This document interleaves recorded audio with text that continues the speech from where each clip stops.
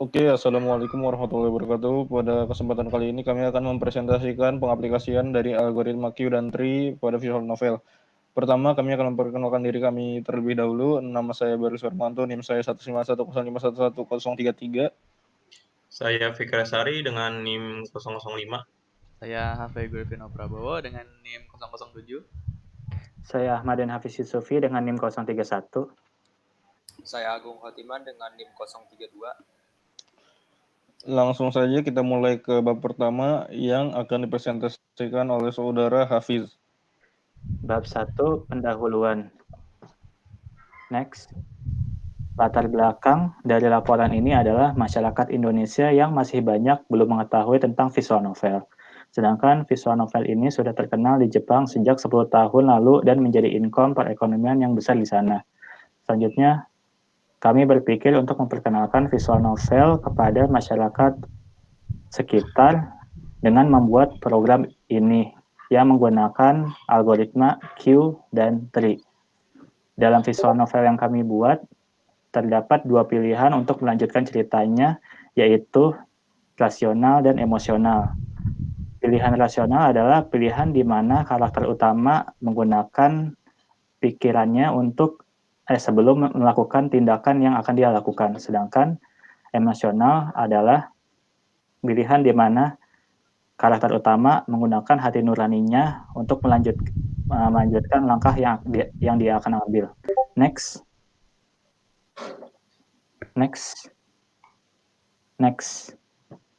Selanjutnya, rumusan masalah. Rumusan masalah pada laporan ini adalah bagaimana mengimplementasikan algoritma Q dan Tree untuk pembuatan program visual novel. Next.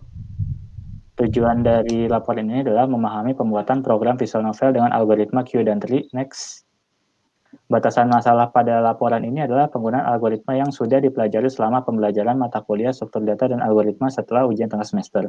Setelah menentukan topik berupa visual novel, maka penggunaan algoritma yang paling optimal yaitu Q dan Tree. Next. Bab 2, teori. Landasan teori akan dijelaskan oleh Agung dan Berli. Algoritma. Dalam ilmu komputer dan matematika, pengertian algoritma adalah suatu urutan dari beberapa langkah logis dan sistematis yang digunakan untuk menyelesaikan masalah tertentu. Dalam pemrograman, hal yang penting untuk dipahami adalah logika kita dalam berpikir. Bagaimana cara untuk memecahkan masalah pemrograman yang akan dibuat. Sebagai contoh, banyak permasalahan matematika yang mudah jika diselesaikan secara tertulis, tetapi cukup sulit jika kita terjemahkan ke dalam pemrograman. Dalam hal ini, algoritma dan logika pemrograman akan sangat penting dalam pemecahan masalah. Next. Algoritma yang kita pakai dalam pembuatan light novel ini adalah algoritma Q dan Tree. Q atau antrian adalah suatu kumpulan data yang mana penambahan data atau elemen hanya dapat digunakan pada sisi belakang, sedangkan penghapusan atau pengeluaran elemen dilakukan pada sisi depan. Berbeda dengan stack, prinsip yang digunakan dalam antrian adalah FIFO atau first in, first out. Dengan kata lain, urutan keluar elemen akan sama dengan urutan masuknya. Dalam antrian tidak semuanya dilakukan secara FIFO murni. Contoh yang relevan dalam bidang komputer adalah time sharing computer system, di mana ada sejumlah pemakai atau user yang menggunakan sistem tersebut secara serempak. Karena sistem ini biasanya menggunakan prosesor dan sebuah memori utama, jika prosesor sedang dipakai oleh seorang user, maka user yang lain harus antri sampai gilirannya. Next. Tree atau pohon merupakan salah satu bentuk dari struktur data yang terdiri dari akar dan simpul yang berada di bawah akar. Tree merupakan struktur data yang mempunyai hubungan one to many atau juga disebut list atau hierarki. Hubungan one to many ini meliputi juga hubungan one to one atau one to zero yang dapat dijelaskan bahwa satu parent atau orang tua bisa memiliki satu atau nol atau lebih child atau anak. Pohon biner merupakan pohon yang setiap simpulnya memiliki simpul turunan atau subpohon maksimal 2 yang disebut subpohon kiri dan subpohon kanan. Jenis-jenis pohon biner sebagai berikut. Next. Ada full binary tree. Pohon biner yang semua node-nya kecuali leaf pasti memiliki 2 anak dan tiap subtree memiliki tinggi pohon yang sama. Yang kedua ada complete binary tree.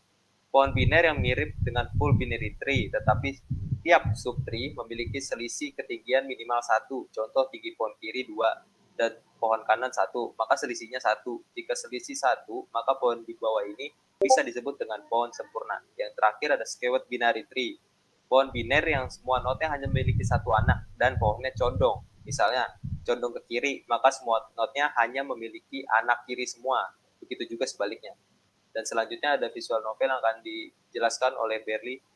Silakan Berli.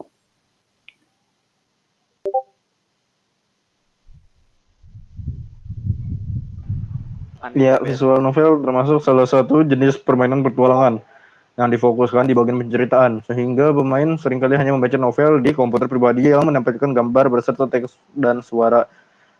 Bisa juga visual novel ini sama saja dengan versi indie dari suatu game RPG. Istilah lain untuk visual novel adalah novel game atau sound-based game. Sound-based novel maksud saya. Kemudian selanjutnya bab 3 akan dijelaskan oleh Saudara Harvey. Silakan Saudara Harvey dijelaskan. Oke, terima kasih Saudara Berli. Baik, sekarang saya akan menjelaskan bagaimana pemrograman ini bisa dijalankan. Saya punya rekan saya di sini namanya Fikri Azhari sebagai contoh sang user di saat akan melakukan, dan saya akan menjelaskan pemrogramannya. Untuk saat ini, biar tidak terlalu bingung, saya akan menjelaskan hal-hal umum yang ada dalam pemrograman yang kita buat ini. Jadi yang pertama-tama kita menggunakan bahasa Python, dan dari sini kita mengimport package lain, yaitu package OS dan sistem. OS untuk kita melakukan clear screen di saat permainan berjalan, itu akan menghapus yang sebelumnya dan akan mengeluarkan yang baru supaya tidak terlalu banyak teks yang terbaca atau yang sudah terbaca tadi. Dan import system ini kita akan mengambil sleep dan system exit. System exit digunakan untuk ketika sang user ini saat bermain itu ada gagal dan dia akan langsung keluar dari program, dan sleep untuk memperbagus output kita keluar satu persatu atau pelan-pelan, tidak langsung keluar semuanya. Dan seperti yang sudah dijelaskan oleh teman saya Agung Hotiman, kita menggunakan algoritma queue dan tree. Di sini yang sangat berperan besar adalah ini binary tree kita. Dan di sini kita menggunakan class node sebagai binary tree kita dan class queue sebagai algoritma queue kita ini. Jadi di class node ini kita menggunakan binary tree yang bersifat array, di mana binary tree ini kita mengisi dengan parameter untuk berapa banyak anak dari root tersebut dan data yang akan diisi di root tersebut. Dan sebagian besar programmen kita berada di class output pilihan. Dan di output pilihan ini kita memiliki dua tabel yang bersifat dua dimensi, di mana tabel jawaban berguna untuk menyimpan jawaban-jawaban kita yang bersifat isinya hanya rasional dan emosional, dan hasil pilihan adalah array yang diisi untuk melihat hasil apa yang dihasilkan dari rasional dan emosional tersebut. Dan selanjutnya adalah untuk fungsi-fungsi lainnya di luar kelas adalah output cerita untuk mengoutput ceritanya dan mengoutput jawabannya juga, dan gauge untuk memberhentikan kalimat-kalimat yang akan dibaca. Dan uniknya kita adalah kita menggunakan sleep di setiap perulangan for kita di saat mengoutput teks-teks yang akan keluar. Jadi di mana kalimat kita ini akan keluar perlahan-lahan, tidak langsung secara langsung, di mana kita membuat layaknya visual novel yang sebenarnya. Dan ini adalah bentuk-bentuk root dan anak-anakan yang akan bersifat layaknya binary tree. Dan untuk main program kita menggunakan perulangan while, di mana kita total cerita itu ada 6 step. Dan 6 step itu kita membuat perulangan dengan sebanyak indeks itu harus mencapai 6 supaya bisa berhenti. Dan untuk lebih jelasnya akan dibantu dengan teman saya, Fikri Azhari, sebagai usernya. Oke, baik. Terima kasih Saudara Harvey. bisa dijalankan programnya itu, program dari Python yang telah kita buat itu.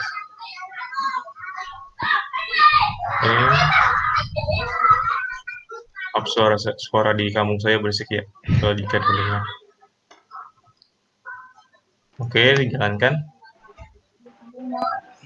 Nah, pada tampilan awal programnya ini, kita ditampilkan yaitu cerita awal mula dari novel yang kita buat ini. Nah, dan pada tiap scene yang kita buat itu kita tampung pada node yang ada yang telah kita buatnya itu. Bisa diperlihatkan Bapak Harvey? Oke. Jadi dijelaskan alur nodenya itu. Jadi di sini kita menaruh untuk cerita awal ini kan berada di root paling atas dengan node. Dan di sini kita node berisi 3 untuk memberitahukan bahwa setiap root kita memiliki 3 anak, di mana anak yang pertama itu untuk jawaban pertama, anak yang ketiga jawaban kedua, dan yang ketengah itu adalah untuk cerita yang akan dilanjutkannya nanti. Dan untuk alur sekarang kita sedang berada di output cerita root ini. Dan dengan berhentinya di sini ia mengetuk jendela mobilku, kita menggunakan fungsi gauge. Dan gauge itu kita hanya mengisi dengan input biasa dengan dot split untuk menghentikannya saja, dan untuk melanjutkannya harus diketik sesuatu ya, maupun enter maupun angka itu sama saja. Lanjut ya Bang Fikri. Oke, baik. Nah, jika sudah menekan tombol, maka akan menampilkan 2 pilihannya, itu ada pilihan rasional dan emosional. Nah, rasional itu yang seperti dijelaskan di awal, yaitu berpikir melakukan tindakan secara logis, dan emosional melakukan tindakan secara empati atau hati nurani. Nah, untuk sebagai contoh, saya akan memilih pilihan nomor 2. Oke. Silakan Saudara Andre diisi. Oke. Berarti sekarang kita sedang berada di fase menampilkan save buat pilihan. Dan save jawaban. Iya, dan juga jawaban di mana ini untuk menginputnya. Oke, saya input pilihan Anda. Oke. Nah, kemudian ada cerita yaitu jawaban atau tindakan yang kita buat, kita pilih melalui secara emosionalnya itu, dan ini merupakan ceritanya. Dan kemudian menggunakan fungsi get lagi untuk sebagai si user itu lebih fokus ke dalam membaca ceritanya. Dan juga di sini itu dalam programan kita, di saat kita menampilkan jawaban ini kan di sini kan ceritanya itu sedang gauge ya, fungsi gauge. Nah, di situ kita sudah melewati fungsi kunci jawaban dot isi kunci jawaban untuk class Q kita atau logaritma Q kita, di mana Q ini berfungsi sebagai menyimpan jawaban-jawaban sang user sudah menjawab tersebut. Dan lanjut kembali, saya tekan enter. Nah, jika sudah menekan enter yang pada jawaban tadi, kita akan memasuki pada scene kedua. Scene kedua yang dan ini merupakan cerita dari lanjutannya tadi. Iya. Oke. Nah, di enter saja. Itu berada masih di indeks 0 ya. Yep. Nah, kemudian ada pilihan lagi dan juga kolom memasukkan untuk pilihan-pilihan. Pilih pilihan, oke. Mau langsung dijawab saja. Agar mempercepat waktu, kami akan menyelesaikan ceritanya ini terlebih dahulu dengan memilih nomor 2 secara rasional. Oke, kemudian ada jawaban seperti tadi dengan cerita yang berbeda. Dan kemudian ada fungsi get lagi untuk user fokus membaca. Dengan tolong tekanin apapun, tombol apapun. Ya, dan di sini juga seperti ada pemrograman yang tadi ya, class Q kita ini, logaritma kita Q ini sudah menyimpan jawaban yang kedua dari sang user tersebut. Dan jika kita kena enter, nah kemudian setelah kita memilih setelah ditampilkan jawaban yang telah kita pilih, kemudian ada sebab akibat yang kita timbulkan yang berpengaruh pada alur ceritanya itu. Dan ini merupakan cerita akibat dari memilih pilihan yang tadi. Oke, kemudian juga ada gates lagi. Bisa melakukan apapun. Nah, dan kita menyelesaikan permainan dengan game over atau berakhir. Jadi game over yang di sini itu berarti ceritanya itu tidak berjalan sesuai rencana atau yang telah diatur oleh kami sebagai pembuat ceritanya itu. Dan juga pada program ini menampilkan langkah sebelum yang telah si user masukkan, yaitu pada scene pertama kita memilih nomor 2 dan scene kedua kita memilih nomor 2. Oke. Untuk satu lagi kita akan mengulang program tersebut dengan alur cerita yang benar atau yang telah kita buat sesuai dengan imajinasi kita. oh iya, sama ini ya, kan karena kita ini berbentuk binary tree, meski bentuk binary tree kan kita setiap root itu berisi 3 anak. Jadi setiap anak ini kan jika kita menjawab 1 maupun 2 kan hasilnya berbeda.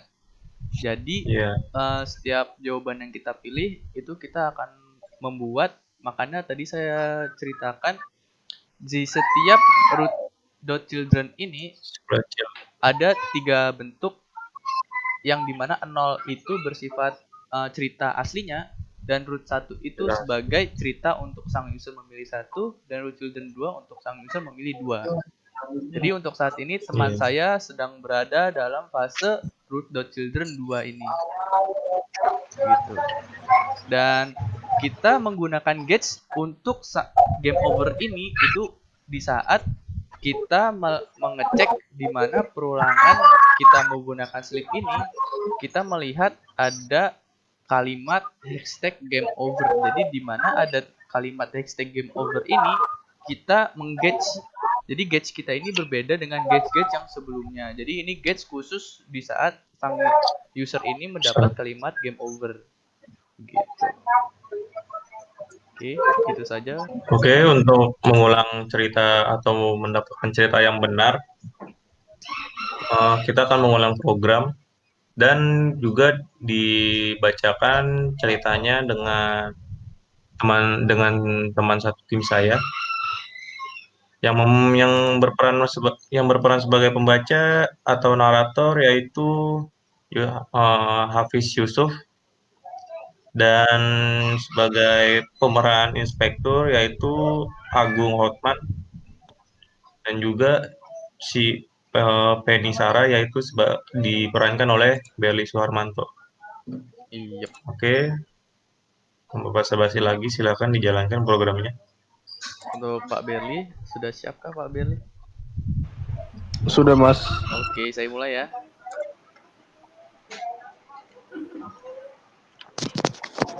Oke. Aku adalah seorang inspektur kepolisian yang sedang menangani suatu kasus keanehan yang terjadi di pegunungan. Di perjalanan, aku melihat sosok manusia berjubah hitam dengan topeng aneh bermoncong seperti burung berdiri di tengah jalan.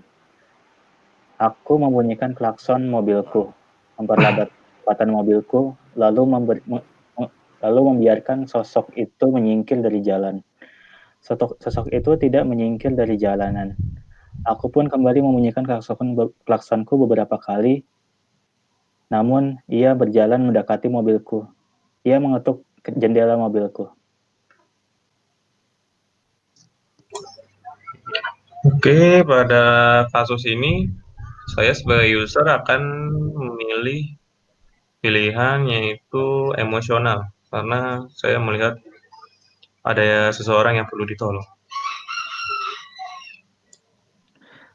Aku membuka jendela mobilku.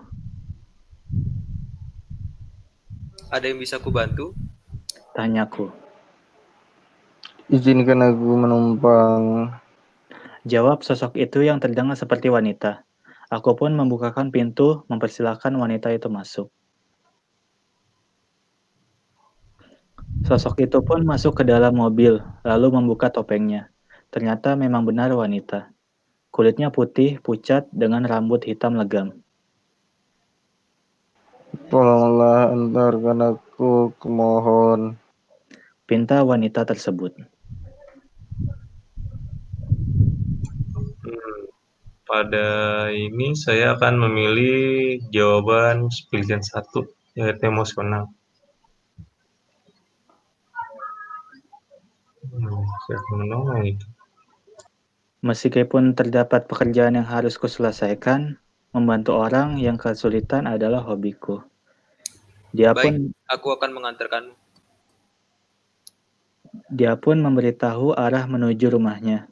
Sampainya di sana, ia memintaku masuk sebentar. Aku pun masuk ke rumahnya. Ia memberikanku minuman dan menceritakan keanehan yang terjadi belakangan ini.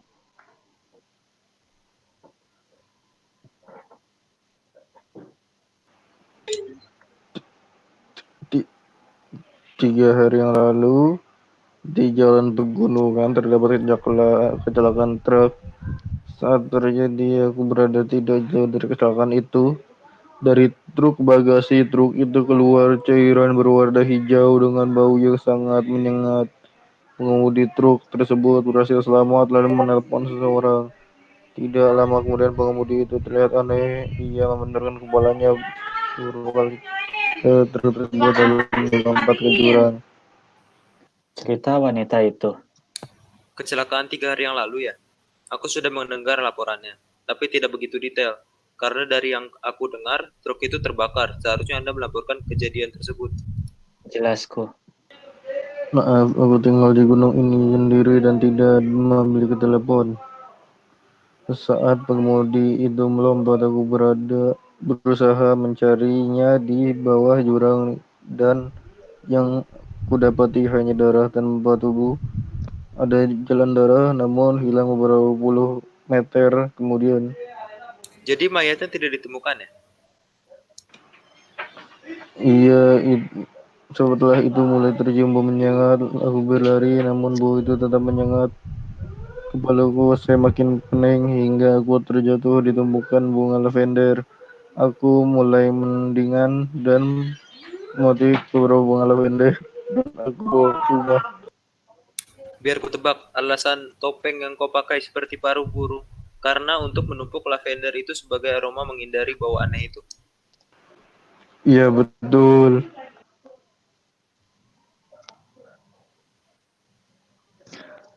Setelah beberapa menit mengumpulkan informasi darinya, aku menetapkan untuk pergi.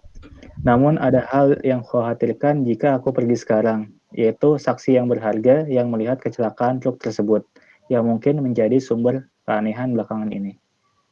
Si wanita dengan topeng burung gagak ini. Secara logika, saya harus mengamankan ini. Ya udah, saya pilih nomor 2, pilihan rasional. Aku memutuskan untuk membawa wanita ini bersamaku. Lagi pula, dalam keadaan yang seperti ini, lebih aman jika ada seorang yang menemani.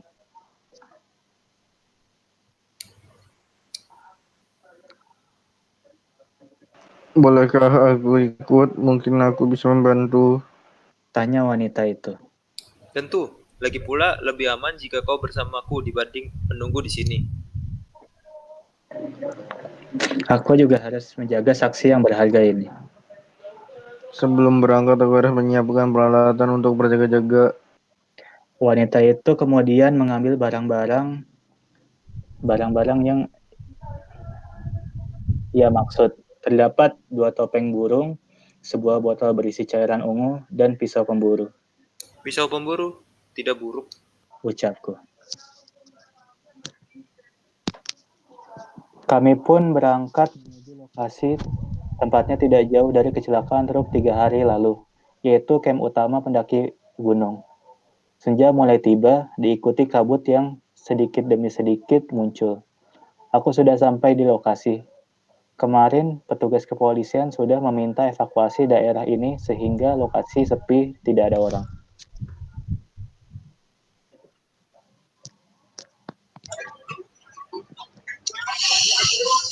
Sepertinya saya akan memilih jawaban emosional atau pilihan nomor 1.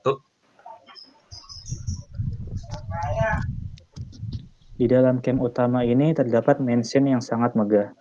Mungkin sambil menunggu kedatangan petugas forensik, ada baiknya aku mencairkan suasana dengan mengajaknya berjalan-jalan ke dalam mansion itu.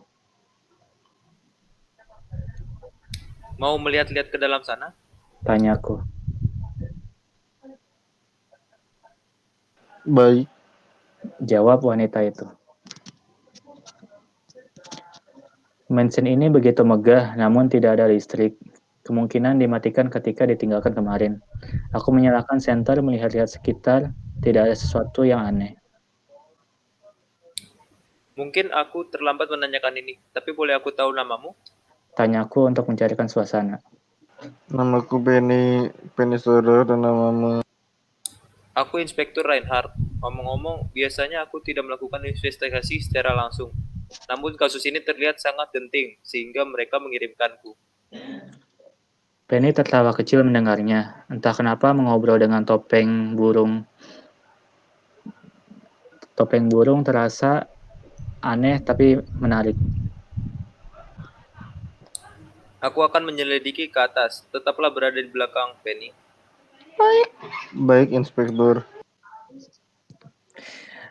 Sesampainya di salah satu kamar di lantai 2, aku menemukan noda darah. Mencatat hal tersebut di buku laporan, sedangkan Penny memegang senter di belakangku. Teriak Penny. Terlihat seseorang menerkamnya. Aku bersegera menyingkirkan orang tersebut, menembakkan taser gunku kepadanya, namun itu tidak berhasil. Orang itu berdiri kembali, lalu menyerangku. Dia sangat kuat dan menyerangku dengan membabi buta, mencakarku dan menggigit tanpa ampun. Penny mengambil tombak yang ada di sana, lalu berusaha membantuku melawan makhluk ini. Makhluk itu menyerang Penny. Tombak yang Penny pegang terpental. Aku mengambilnya dan langsung menusuk makhluk itu dengan tombak tepat di dadanya.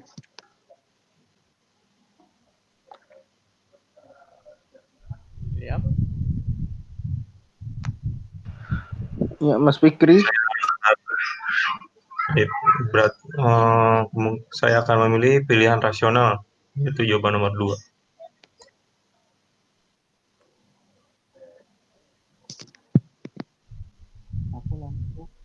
Oke. Aku langsung menggendong Penny dan lari keluar mansion menuju mobilku. Aku mengalahkan mesin mobil.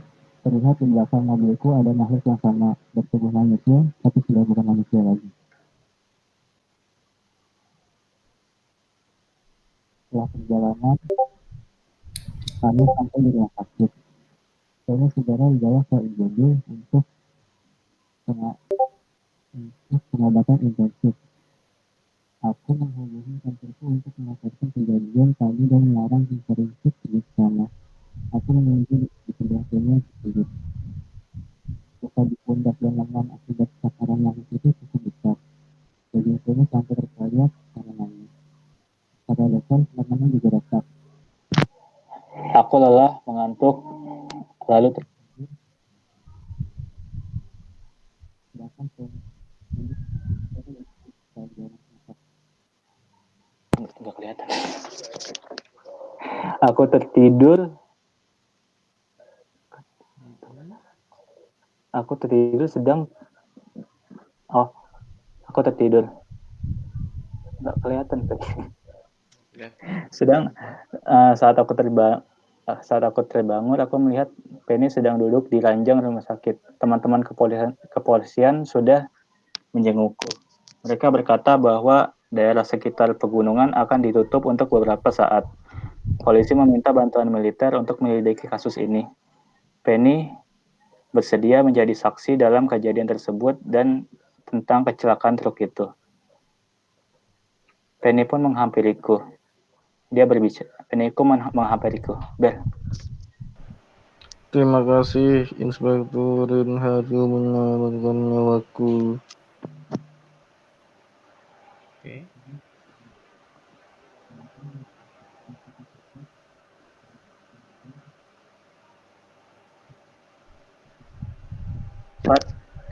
Menolongnya saat pertama bertemu. Sama-sama. Hai Penny. Iya, Inspektur.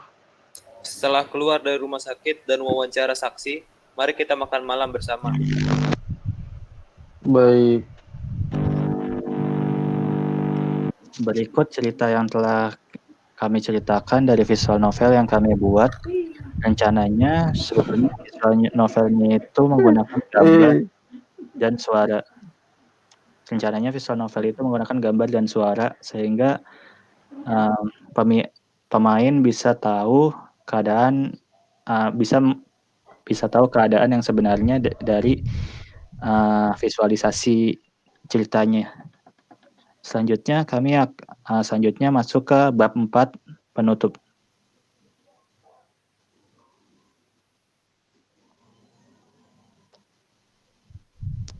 Bab 4 penutup akan dibawakan oleh Berli. Ya, berdasarkan hasil di atas, dapat ditarik kesimpulan bahwa dalam pembuatan program visual novel yang kami buat, itu dapat menggunakan algoritma Q dan Tree saja. Saran yang mungkin dapat kami sampaikan, mungkin masih banyak kesalahan dan jauh dari kata kesempurnaan presentasi kami.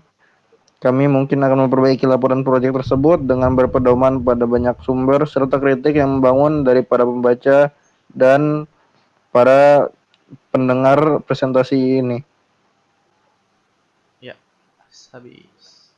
Mungkin hanya itu yang dapat kami sampaikan, kurang lebihnya mohon maaf. Wassalamualaikum warahmatullahi wabarakatuh. Waalaikumsalam warahmatullahi wabarakatuh.